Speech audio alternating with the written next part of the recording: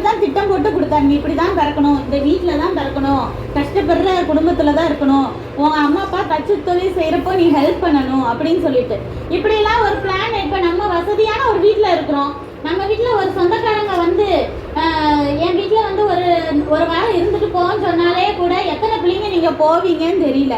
ஐயா உங்க வீட்டுல வந்துட்டு வசதியே இருக்காது, போனா கொசு கடிக்கும், சாப்பாடு கஞ்சி தான் கொடுப்பாங்க, இப்படிலாம் சொல்லுவீங்களா? பெட்டே இருக்காது, எப்படி படுக்கிறது, டிவி பார்க்க முடியாது, இப்படிலாம் நீங்களே உங்க வயசுக்கு சொல்லுவீங்க. அப்படித்தானே இல்லையா? போவீங்களா நல்ல வசதியா இருந்துட்டு?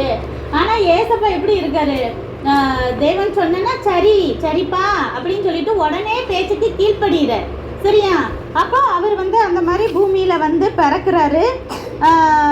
30 வருஷம் என்னதான் அம்மா அப்பாவுக்கு கீழே தச்சு தொழில் செஞ்சுட்டு அம்மா அப்பா சொல்ற வேலைகளை செஞ்சுட்டு சாதாரணமாக தான் இருக்கிறார். நிறைய பேத்துக்கு அவர் யாருன்னே தெரியாது, தேவனுடைய குமாரன்னே தெரியாது.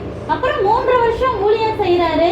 அதுக்கப்புறம் அவர் என்னதான் செய்யறாங்க? சிலுவையில போட்டு அரைஞ்சு கொல்ல தான் செய்யறாங்க.